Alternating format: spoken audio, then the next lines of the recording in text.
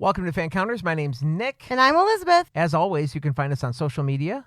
We're on Twitter at Fancounters Live. We're also at Facebook.com/Fancounters. And you can email us at hello@fancounters.com. Elizabeth, I get really irritated with the cable companies. And this is how we're going to start today's show with a little rant. Okay. What's up? So, DirecTV, I'm calling you out because this is a good and bad story for DirecTV, but they give you these promo deals, right? Yes. Where it's like, okay, I'll lower your bill for 2 years. And then they increase it without any warning. It doesn't say, hey, look, your promo's expired. They claim it's on the bill. Okay, so if it is, I apologize, I missed it. But, I don't read. So that's kind of one of my issues. But anyway, so here's the deal. I call DirecTV because you got to play the game, right? Yeah, you got to be like, I want my promo back or whatever. This woman who answered the phone was awful. She was so mean. And I was like, I said it would be, she wanted me to call back. She goes, well, you have to be on your current cycle for at least a month, and then you can call back. So if you want to call back in 3 weeks, then we can see if there's something available. I said, doesn't that sound ridiculous that I have to call back in 3 weeks to get a lower bill? Right. I'm like, why can't we just take care of it on this phone call? And she's like, well, that's the way it works. And I was like, okay. I said, it's kind of sad that we have to play this game every couple of years where I could get a better deal by just switching providers. And she says to me, well, then you can switch providers. I'll transfer you to Disconnections. Boop. And she sent me off.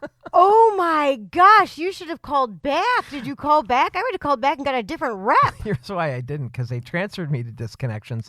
And the guy couldn't have been nicer. It was, Mr. Nick, how you doing? Mr. Nick this, Mr. Nick that. I mean, he over Mr. Nicked it. Okay. So much where we ended up meeting in the middle for the promo. And then he's like, yeah, if you want to call back on Black Friday, that's going to be the best day for the best promos. And then we can readjust you from there. Okay. So he met me in the middle, paying higher, but what are you going to do? And so Yikes. it's kind of she really turned me off. Like I was ready to cancel at that point. Of course, Hallmark Christmas movie season is here, so I can't completely get rid of my DVR at this moment because there's all these movies. Oh, because they're already on there.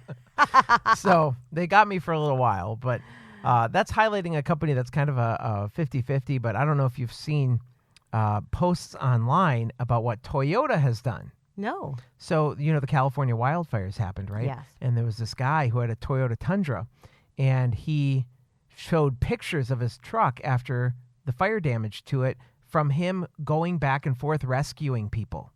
And he's like, look, Toyota, here's my Tundra. This was after going into the fire 3 times. And Toyota says, for your bravery and everything, we'd be happy to give you a brand new truck. Okay. So congrats to Toyota for having awesome customer service. Good customer service. Goodwill from Toyota. So, that's what I got going on. So I thought of you the other day because I saw a mug that says all I need is hot chocolate in a Hallmark Christmas movie. I don't know how you can do that. I can't. I can't.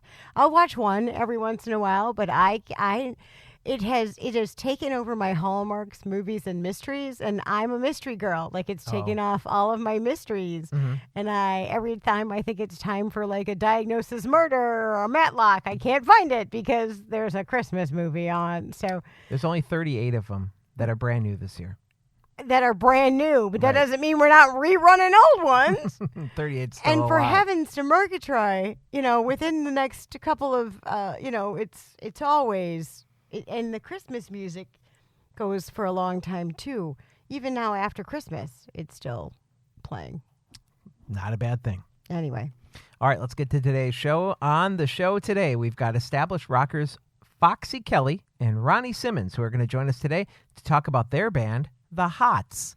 Having recently released a single called Before You, with an accompanying music video that's pretty killer, this real-life married couple has powerhouse vocals mixed with an authentic rock and roll sound. Their debut album was released November 23rd and was produced by Mark Orpitz, who is known for his work with the band AC/DC. Ronnie is no stranger to performing, as he previously toured with Motley Crue, Alice Cooper, Aerosmith, Van Halen, and Richie Ramone of the Ramones. Foxie is the lead singer of the Hots and has proven to be everything a front woman should be with her fiery vocals and towering stage presence. Ronnie and Foxie call Australia home, but they have come to the United States to pursue their music career and make a name for the Hots. Coming to you from nowhere near the entertainment capital of the world, this is Fancounters with Nick and Elizabeth on the PodFix network. There was this mob of people, and they're screaming my name. Crazy fans. Stop following me. Don't come around my house. If you do, the cops are going to be at yours. If I'm having dinner with my wife, don't sit down at my table. Don't follow me into the bathroom. Can I take a picture? Oh my God. I think this guy wants to fight me. Ended up being a fan. I'm the only one that's ever been on Sam Jackson and lived to tell about it. Well, guess what? I have a big surprise for you. That's why we call it Fancounters. I don't think you're going to last on the air very long. Foxie and Ronnie, welcome to Fancounters. Thanks for being here. Thank you so much for having us. Yeah, thanks for having us. We are thrilled that you guys decided to join us on the show. We're going to talk about your music today and your band, The Hots. And I've done my research. I know that The Hots comes from your relationship and having the hots for each other. So let's start there. How did you guys meet?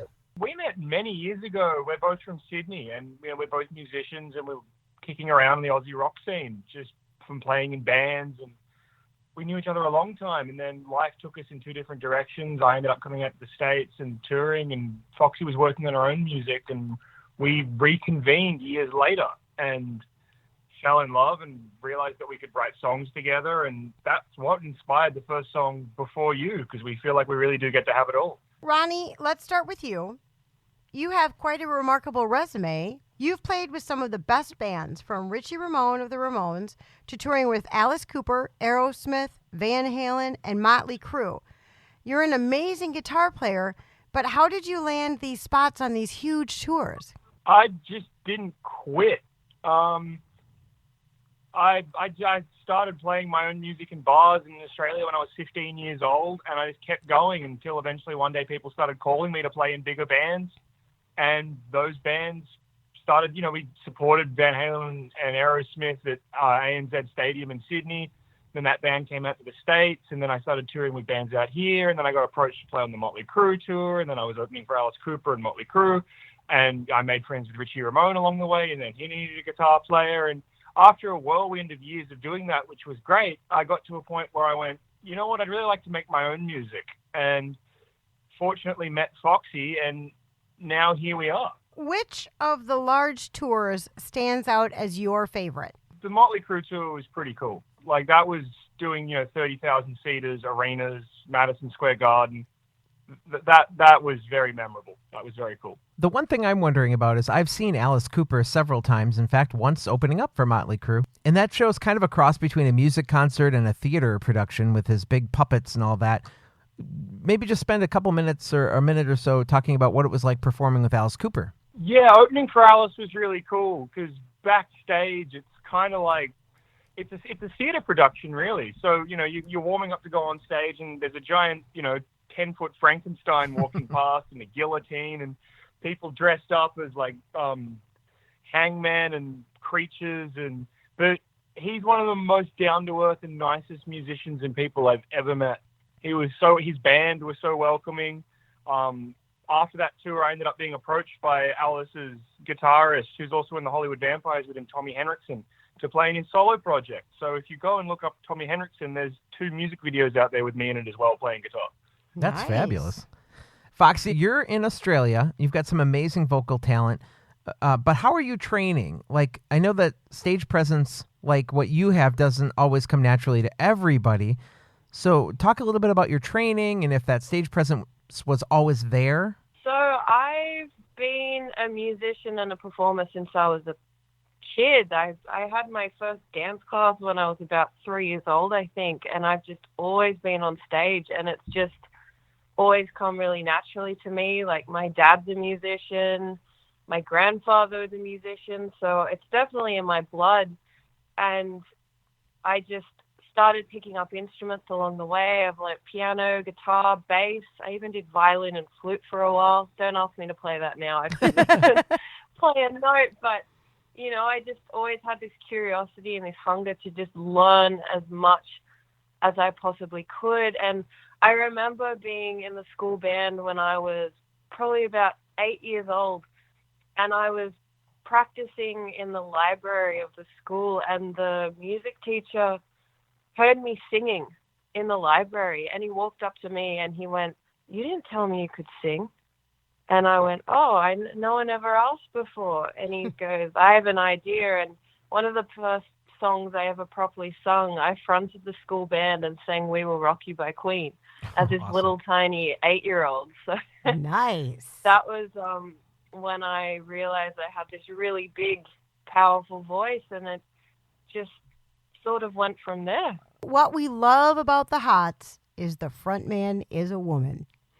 So tell us, Foxie, you carry the lead and you do it so well. How important do you feel being a role model is to young women? And what would you say to all those people who want to follow in your footsteps and be a lead singer of a band? In regards to anybody that wants to do anything in their life, just always be true to yourself and be authentic, because you're going to find along the way, if you try and pull yourself in different directions or have other people pull you in different directions, it's not going to work, because that's not the path you're supposed to be on. And as a woman in this industry, I've run into that so many times, people telling me, oh, it might be nicer if you, played an acoustic guitar and sang about your feelings, or if you just be pretty over there and do this. And you have to, build up that power and that strength to just politely say, you know what, that's not me. This is who I am. This is what I'm doing. And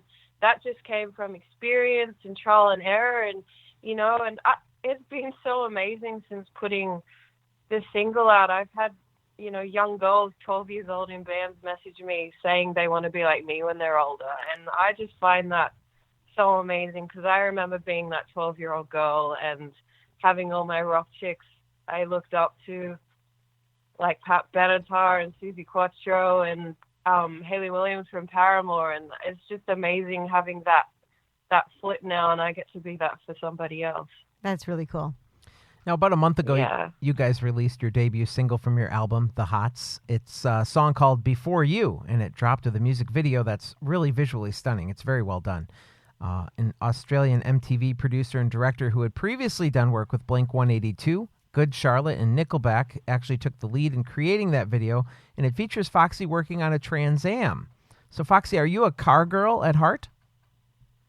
I'm actually a motorbike girl. Okay. But I love cars. I love anything fast. Okay, so Ronnie, in that video, you destroy a guitar. Now, is that a prop or is that a real guitar? I'll never tell. But I will tell you that was really, really fun. And I've actually smashed many guitars along the way in my career. Oh. From pubs in Australia to when I played Madison Square Garden, I smashed a guitar. And I never got to capture it on camera the way I wanted. Okay. So to shoot it like that in slow motion was like bucket list item tick.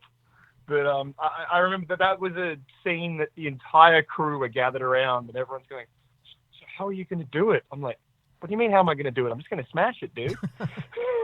Yeah, see, I love musical instruments. We have a huge collection at our house, and that would just absolutely break my heart. Like even if it was a prop, it would break my heart.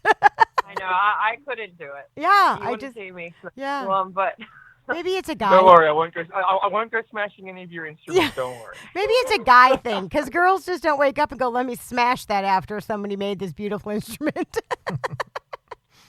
I have a beautiful '96 Les Paul, and I don't even let anybody touch it. Like, I'm so protective of it. Ah. Now, I don't watch as many music videos as I used to, but this video, along with the sound of Before You, makes really a kind of a unique combination that we just don't really see anymore. I was wondering if you guys could talk about the vision behind the video, and do you plan on making more of these sort of outside-the-box videos in the future? Yeah, so we were completely inspired by Russ Myers and Tarantino. We wanted to capture that, late 60s, 70s vibe where we show a strong, sexy woman and, working on a car and doing something unconventional. And we really just wanted to bring back the hard rock MTV larger-than-life style music video that no one's making anymore. And it was so fun to do, and it suits the song perfectly. And we had the Marshall Stack, we had the Trans Am, and we got to drive it over the Harbour Bridge. It was amazing. And yeah, our follow-up single Please Me we're shooting a film clip out here in the California desert, and we're actually really fortunate enough to work with an amazing artist called Meredith Devine. She's just the epitome of girl power. She does this amazing art where she does body painting on women. Oh. And she poses them with vintage motorcycles. So we're going to be teaming up with her and doing something really cool there. So I'm very excited for that one. So speaking of motorcycles, Ronnie, we see you ride a motorcycle in that video. And Foxie, you said you like motorbikes. Do you ride yourself? I do ride, and that bike from the video is actually my father's motorcycle. So I have a photo. I might put it up on my story on Instagram later, Foxie Kelly. That was my dad's motorbike, and I grew up on that bike. Wow. So I used to be on the back, and he showed me how to ride. So it was really special having that in the film clip. Oh, how cool. Now, your album was made in Australia. The video was shot in Australia. When do you guys make the move to the United States? And would you say you're here to stay? Well, I've been based out of LA for about 4 years. So it was kind of like a homecoming for me to go back because I really wanted to do it. And we're definitely out here to stay. Ideally, we'd like, if we could be in two places at once, we would, because there's been so many Australian fans that have gone, man, you're going to tour here. It's like, well, I live in America and I have for about four years now. As a reward, though, we have been offering free international shipping on our merch worldwide to not penalize the people that, don't live in the United States. Okay. So, and then we're running that until December. So if people go to the website, thehotsofficial.com, they can get a copy of the EP on vinyl, and it's free international shipping worldwide temporarily. I would say that your sound is like a modernized classic rock. I wouldn't know that you both came from Australia. Being from outside the U.S. shaped you differently as artists, or do you feel? Because obviously you have a different kind of way of life in Australia. Tell us how you get to that kind of American rock and roll. We were both raised with a real working class attitude in Australia, and I think Australia consumes so much American culture as well. And we both grew up listening to American bands and American music, and always wanted the American dream of coming out here. And I think it's always been a part of us as well as our Aussie roots. We're so influenced by the best rock band in the world, AC/DC, and In Excess, The Vinyls, Angels, Jimmy Bond, Rose Tattoo. And that was one of the thoughts behind why we made the record in Australia, because we got to work with the producer Mark Opitz that produced all those bands. And we're influenced by that Australian pub sound of the 70s of Albert's Records and Vanda and Young. And Mark Opitz, who produced it, was actually the engineer for Vanda and Young that produced all of AC/DC's albums, and he produced the AC/DC album Power Age, and then went on to produce Rose Tattoo, The Angels, The Hoodoo Gurus, Jimmy Bonds, The Divinyls. And that was, again, another big bucket list item for us. And being able to work with Mark meant the world to us. And we intentionally wanted that 70s Australian pub rock sound, but to take it into a 2018 context and showcase it to the world and come to America. And that was also why we shot the video in Sydney, was to show where we do originally come from. But the next step, we'll be doing the next record out here and doing the next video out here. And it was kind of a starting point. And yeah, the next steps forward will be kind of tipping our hat and gratitude for being able to be in America and to play music here. Because it was a dream as kids for us to be here, and we're very grateful. So how many songs are on this initial release? It's a 4-track EP. So do you think that there is more advantage to releasing 4 really good songs versus an album of like 10 or more songs? Definitely. Yeah. Yes, in today's world, everything moves so quickly, and it's so hard to grab people's attention. So you're finding a lot more people are doing singles and EPs and making sure they have a visual component to go with it. And it's fun as an artist because you get to, do all the designing and packaging and the artwork over and over again. You don't just have to sit on this one lengthy album for a year or two. So I enjoy it. And yes, the quality control is important too, because we had 2 albums worth of songs, and they're the songs we picked off to do first. We've already got the material for 2 or 3 more EPs, ready to go. We just got to pick and choose which ones we want. So it really helps. It's a lot easier to have 20 songs to pick from and to pick the best 4 than, for example, I've been in bands that have situations where you need to have 12 songs for an album, you've only got 9, and you're struggling to, put filler on there. It's a lot better to go, this is our strongest foot to put forward. And that's certainly been a change in the industry, and that's why it's really interesting to hear about people who are just releasing first albums and how they're going about that, because you're not going to have to sit on those 10, 12 songs for a year or more. You actually get to have the best content coming out all the time, which I actually think is quite the advantage these days. Well, and I think so too, because totally. I'm still the person who buys them on iTunes, and I tend to buy the entire album, but I would much rather only have 4 good songs than these 10 or 12 songs that I'm skipping through to listen to the songs that I actually care. Because I know that it's hard to come up with 10 or 12 songs on an album that really hit home every single time. Totally. And the way it is now is it's so, like Foxie mentioned, having a visual component is so important. So the thought process behind it is basically, let's try and make a video for nearly every song. So if you do 4 songs and we can put 2 videos out, as opposed to doing a whole record and then putting 2 videos out, and then there's 8 songs that sit there that people might not listen to if they don't watch the video. You've had some early success with sales. People have been finding your website, thehotsofficial.com, on their own. And you talked a little bit about it, that you're doing the free shipping worldwide, but they've been taking advantage of pre-sale bundles that you had on sale featuring your CD, T-shirts, stickers, and more. How active are you both on any social media, and has that been your main channel for getting the word out? We are so active on social media. We both have our individual pages. We have the band page on Instagram. We have Twitter, Facebook. It's so important these days to connect with people, and we've just been organically growing our numbers, and because of that we couldn't believe that we almost sold out of our bundles within the first week. It was crazy. Like we were not expecting to have that great of a response, and it just makes me feel so happy that there are people out there that still want to listen to rock music, and it's just proving my gut that there is a market for this music out there. That's awesome. Well, I mean, now more than ever, experiencing different kinds of music that make you feel different things is like probably one of the best recreational activities to get away from what's going on in the world and just get a break. And I think your style is so unique that it draws people in. I mean, because it's really different than what you're hearing on the radio right now with the pop tunes and stuff. It's really good stuff. You guys are doing really good stuff. Oh, thank you. So thank you so much. You're not backed by a record label, right? No, we've been doing this all ourselves. We manage everything ourselves. We do everything ourselves.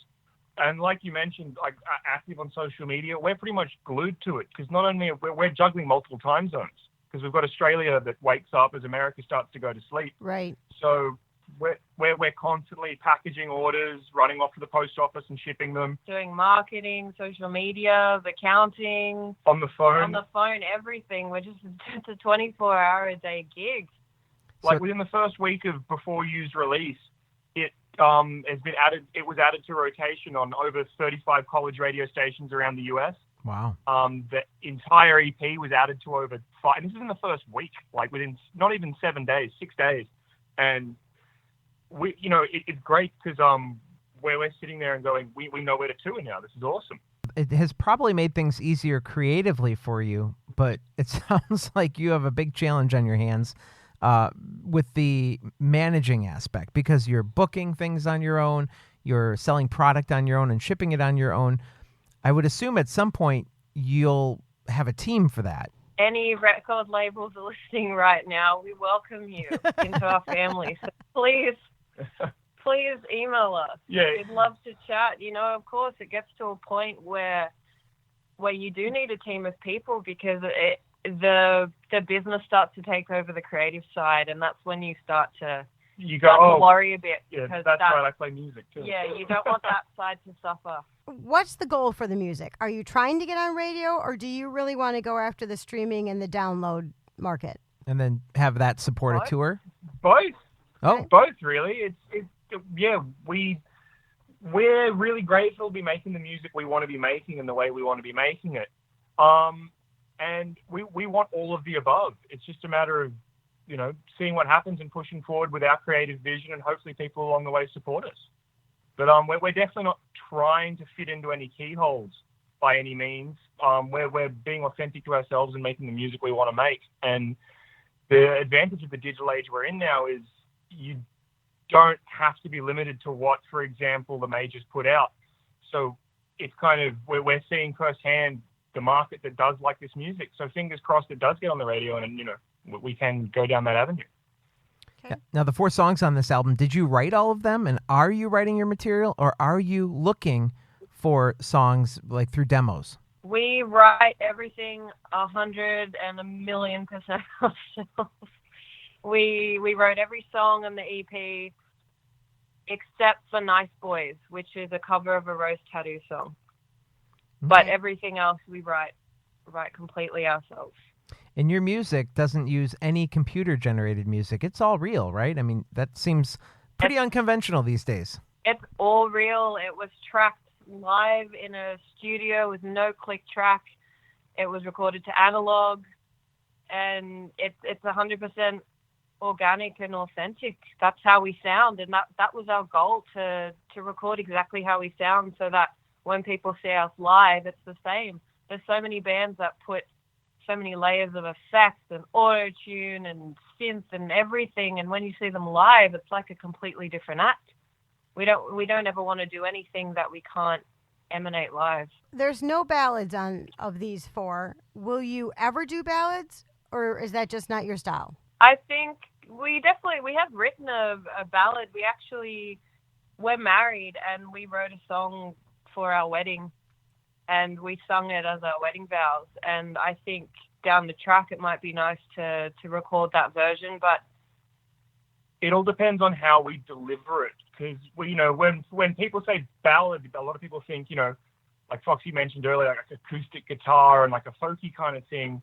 That's not exactly the direction we want to go in. If we can deliver it in a way that fits in with our style, we're open to doing it. But at this point, we just kind of wanted to adamantly put a hard rock flag in the ground and not go down the singer-songwriter folk path, which is so common when you've got a girl singer. That's kind of a box that people tend to want to push you in, and we went, no, we're a rock band. But we're definitely open to it down the track, maybe on the 3rd or 4th record.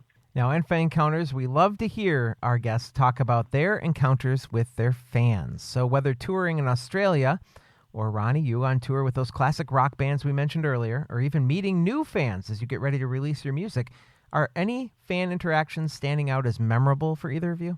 I'll never forget when I was on tour with Richie Ramone from the Ramones. I was in Argentina, and this is my first time going to South America, and Ramones fans down there, it's like royalty to them. I couldn't believe it. It was overwhelming, having like customs asked to take photos with us after stamping our passports. I couldn't believe it. But I'm going, I'm just the hired guy. He's the Ramones, and sure, I'll post for a photo. This is amazing. But there was this young kid who was the busboy at the hotel where we were staying, and he was waiting on us. And then when he finished his shift, he came up and goes, "Man, it'd mean the world to me if you could sit with me and I could play guitar with you." And I went, "Oh, okay, cool. Yeah, no worries." And his guitar he pulled out was so beat up and broken, and the strings were rusted, and it looked like it hadn't been restrung in years. And I gave him a couple of packets of guitar strings and was like, "Dude, let's clean that thing up." And he burst into tears and started crying. Aww. And he gave me a hug, and it was because he couldn't afford new guitar strings. He didn't have the money to ever do that, and he couldn't believe that I just gave them to him. And that really, really stuck with me. That was incredible. Like that, it just, I nearly cried. That's a great fan encounter. How about you, Foxie? Do you have anything that might have stuck out? Maybe a weird encounter or something you might not forget for a good reason? There's always the weird encounters. Those are the ones we love hearing. I'll talk about my favorite one first. A couple of years ago, when I was working on my solo record, I had a girl tell me that one of my songs helped her get through a breakup. And that really meant a lot to me because, everybody has been through something like that in their lives. And she said the words just helped me feel empowered and helped me get through it. And as a songwriter, that's what you want to achieve. And if I can continue to do that for people and make them feel not alone and feel like they're part of something and empowered, that's just all I want to do, and that's why I make music. Well, remember we played the show with the bikers and then the bar broke and there was the kid running around that was making fun of me? Oh, we played this show in Melbourne in Australia a couple of years ago, and we played so loud that the top shelf of the bar with all the expensive spirits and wine smashed. The whole thing fell down and crashed. And the crowd just wanted us to keep going. We're standing there being like, oh my God, what have we done? And they're like, keep going. And we had to keep going. And the bar staff are coming up and yelling at us while we're playing, going, stop playing. and yeah, there was some pretty rough characters in the crowd, and they weren't having. I'm looking at the bar staff like I'm not upsetting them. I'm keeping going. And there was this little boy there that would have been about 7 or 8 years old, and he was just on a mission to make Ronnie jealous. It was the funniest thing I've ever seen. Like he kept coming up to me and like being like, "Can I be your boyfriend?" And then looking at Ronnie and seeing what he would do. And he came up to me after we played with one of the drumsticks that the drummer threw out, and he's like, in like the babiest voice ever, "Would you sign my drumstick for me?" And I bend down and sign it, and he kisses me on the cheek, and as he does it, his friend set up and takes a photo of it, and I'm like, you little, he totally set it up. That's cute. Thanks for sharing that. That's cool. So now, being married and being a band together, you obviously spend a great deal of time together. How do you deal with conflicts both personally and professionally? We're both very level-headed and pragmatic for the end result and end goal. We just express how we feel to each other and express what we expect from each other. And, you know, any environment, be it personal or working, like, you know, I've been in so many bands, I don't care how good you get along, there's going to be conflict. Just go for a walk, count to 10, come back and get back to it. The end goal of music is the priority. And we always make it a point to just, when we've got our music hat on, that's all we're focused on. Like, we've been in recording sessions and in environments where people didn't even realize we were together. Yeah. At the end, they're like, "Oh, you guys are together?" You know, we're just. But it's really important, you know, to take time off too and put time into the relationship so that one side's not unbalanced. And I think that's, you know, my advice to anyone in a relationship is just communication, express yourself, and always take time to remember why you are together. That's good advice. Smell the roses. Yeah.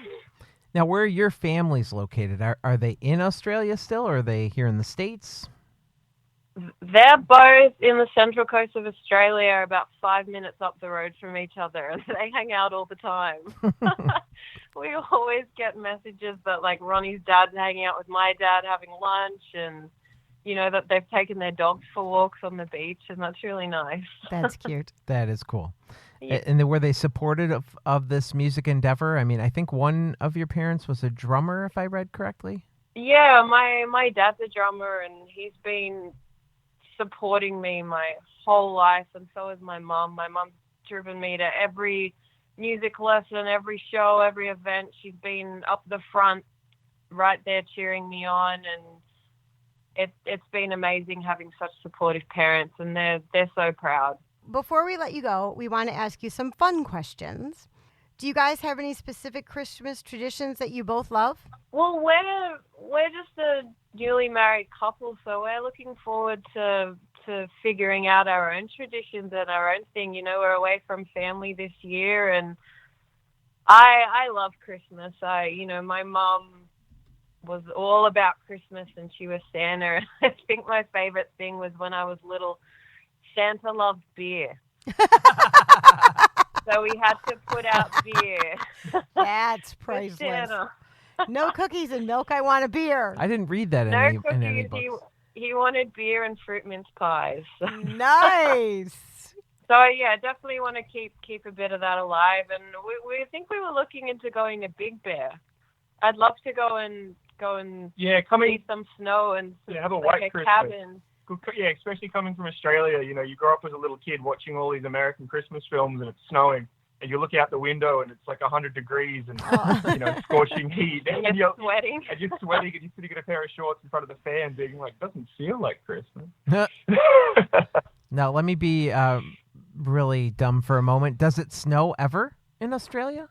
Yeah, in certain parts. It depends up where in you the go. in the Blue Mountains, which is a couple of hours out of where we're from. It snows in winter. Okay. And they have a lot of their ski slopes there, and Thredbo and Perisher and the ski fields further south towards Canberra, the nation's capital. But yeah, in winter it's not like here. The cities are all coastal on the east. We were in New York last year in winter, and you should have seen me. I was like a 5-year-old kid running around for like 5 minutes. I was like, "This is amazing!" And then when locals are looking at you, they were all looking. I was like, "Take photos of me in the snow," and everyone's like, "Can you get off my lawn? Like, what are you doing?"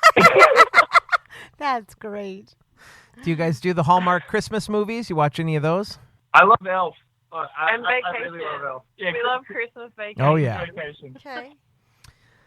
That's one of our favorite things. All the Christmas movies and just sitting on a nice cold night. Because here, we tape in Wisconsin, so it's already winter here. It's like 20 degrees outside. So it has already snowed, and we're not that excited about it. No. You're welcome to come play and make snow angels in the lawn anytime you'd like. Yeah. But you'll have I'd love to. You'll have to shovel I after. want to go to Wisconsin because that's where that 70s show was Yes, set. it is. So I've always wanted to go because people always told me I look like Donna, the redhead. I'll come and pretend to be I see Donna. that. Okay.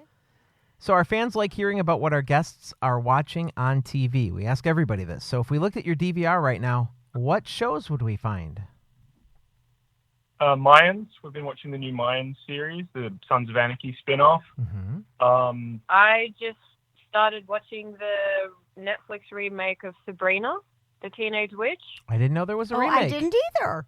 Huh. Yeah, it's cool. It's really dark. It seems a lot more true to the Archie realm story of Sabrina. Okay. So I'm just getting into that, and it's very different to the TV show. So if you want to watch something funny and lighthearted, watch the original one. Is Melissa Joan Hart in that new one? Oh, I don't think so. Is the same witch? No, completely different cast. Oh, okay. Whole new cast. Yeah. So if you could pick a band to be the opening act for on a U.S. tour next year, who would it be? Kiss. Yeah, Kiss are doing If we do the Kiss farewell tour, that would be awesome. What do you guys have coming up in the new year? What do you got? What are the resolutions for 2019? Gonna get out and play more. We're doing a show with the Iron Maidens at the Whiskey A Go Go. This is an awesome, all-girl tribute to Iron Maiden, so it's good to support the girls out there in rock, so I'm really excited for that. And that's January 19. We'll be releasing the next video and then playing more around Los Angeles. And, of course, like I said, now that we've been able to gauge where there's interest by all the radio stations, hopefully planning out and getting out and touring. Okay. Just playing and playing and playing. Where can we find you on social media? Well, our website's thehotsofficial.com. All our handles are at thehotsofficial. So Instagram is at thehotsofficial, facebook.com/thehotsofficial, twitter.com/thehotsofficial, and our YouTube is youtube.com/thehots. And we're on iTunes, Apple Music, Spotify, Amazon, everything. We're just really thankful that you guys took some time today to be on the show. Yeah, thank you. That was fun. Thank you so much for having us. It's been great. It's been really fun. Our thanks to Ronnie and Foxie, who are the Hots. How cute were they? That is a cute band name for a married couple. And actually, really, when you see their look and everything, it just matches. Everything just works. Yeah. They figured this out early. I love those Australian accents. That was nice to have today. Yes.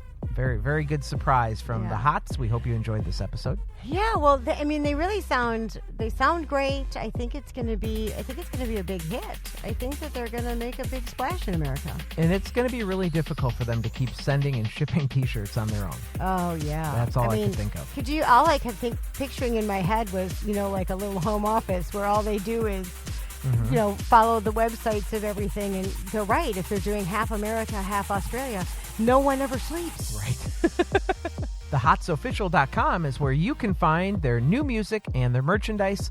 So go support them. And if they are touring in a city near you, go see them. Yeah.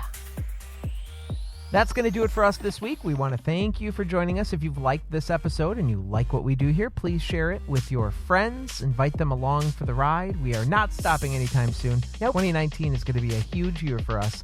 Our guests always seem to keep getting bigger and bigger. We started in 2017 with pretty good names for a startup podcast. But last year, 2018, we've had some awesome guests. You're doing a great job of booking. Why, thank you. We'll talk to y'all later, guys. We'll see ya. Bye-bye. This was a podcast from the PodFix Network. You can check out more shows like it at podfixnetwork.com.